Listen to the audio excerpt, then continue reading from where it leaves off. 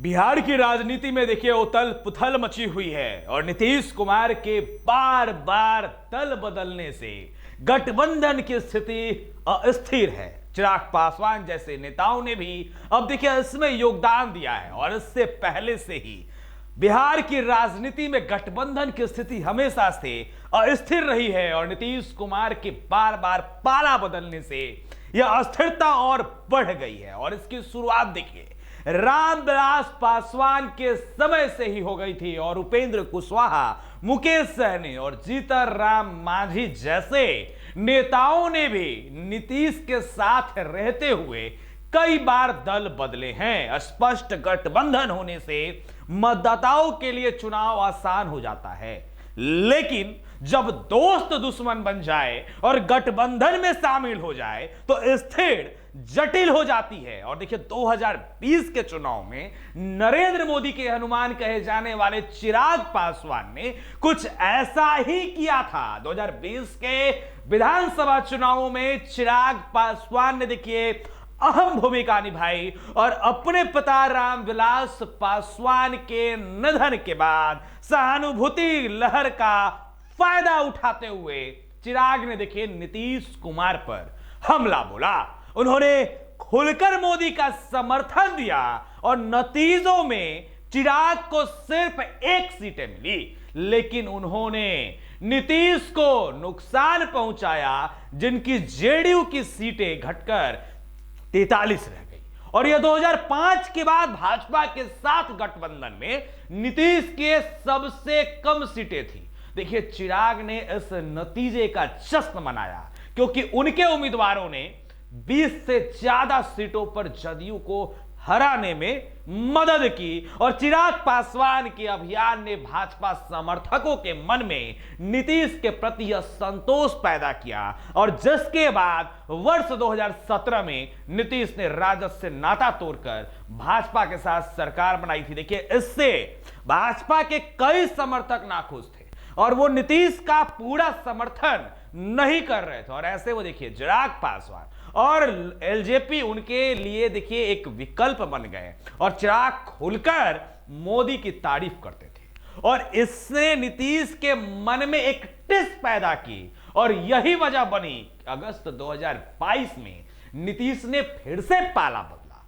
उन्होंने भाजपा से नाता तोड़कर तेजस्वी यादव के साथ सरकार बना ली और नीतीश कुमार अपनी बदलती राजनीतिक निष्ठा के लिए जाने जाते हैं। दोस्तों उन्होंने देखिए कुछ समय तक मोदी के खिलाफ विपक्ष को एकजुट करने की कोशिश की।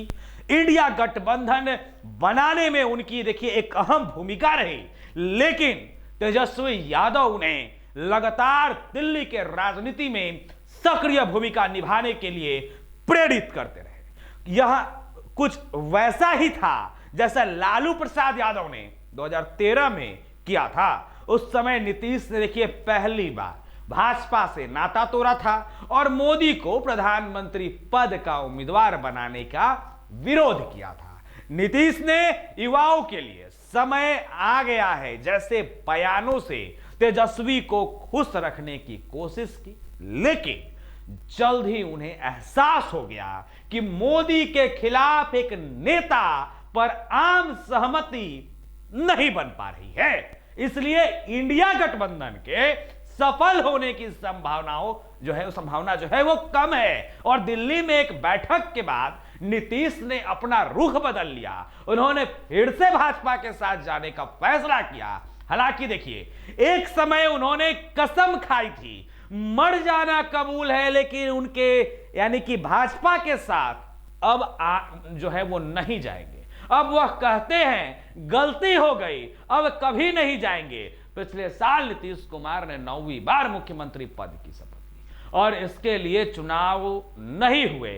इससे बिहार में भाजपा के समर्थक फिर से नाखुश हुए। इस बार स्थिति देखिए 2020 जैसी ही है, लेकिन एक बड़ा अंतर है। चिराग पासवान पूरी तरह से नीतीश के साथ है, मांझी और कुशवाहा भी उनके साथ है, लेकिन मतदाताओं का क्या? एनडीए के नेता भले ही एकजुट हो, लेकिन उनके मतदाताओं के बारे में ऐसा नहीं कहा जा सकता कि नीतीश जानते हैं कि पिछला चुनाव उन्होंने मुश्किल से जीता था और सुशासन बाबू और भाजपा के भरोसेमंद साथी की उनकी छवि कमजोर हो रही है। इस साल के अंत में देखिए होने वाले चुनाव नीतीश के लिए आखिरी होंगे। उन्हें अपनी प्रासंगिकता बनाए रखने के लिए चुनौती का सामना करना पड़ेगा और जदयू के वरिष्ठ नेता और राज्यसभा सदस्य संजय झा देखिए अन्य नेताओं के साथ मिलकर चुनाव से पहले नीतीश की छवि सुधारने के लिए काम कर रहे हैं। एक बात तो तय है कि नीतीश ही एनडीए के मुख्यमंत्री पद के उम्मीदवार होंगे और भाजपा ने भी उनका समर्थन किया है।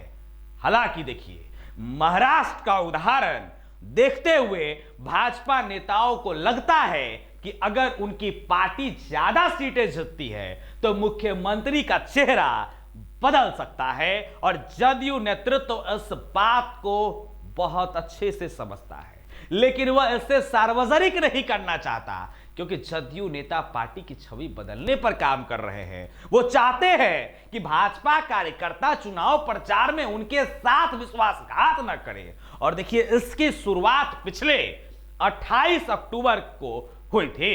नीतीश ने एनडीए के सभी सहयोगियों के राज्य और जिला अध्यक्षों को अपने आवास पर बुलाया था और देखिए संजय झा ने योजना की रूपरेखा बताई जिसका समर्थन सम्राट चौधरी ने किया।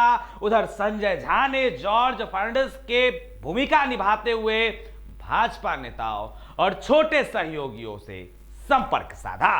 वो सभी को यह समझाने में सफल रहे कि अगर एनडीए को 243 सीटें जीतनी है तो जमीनी स्तर पर कार्यकर्ताओं को एकजुट होना होगा और इसी के आधार पर दिसंबर में एक बड़ी योजना बनाई गई जिसमें देखिए सभी 37 जिलों में संयुक्त कार्यकर्ता सम्मेलन आयोजित करने की रणनीति बनी और इसमें एनडीए के सभी 5 सहयोगी दलों के प्रदेश अध्यक्ष मौजूद रहेंगे।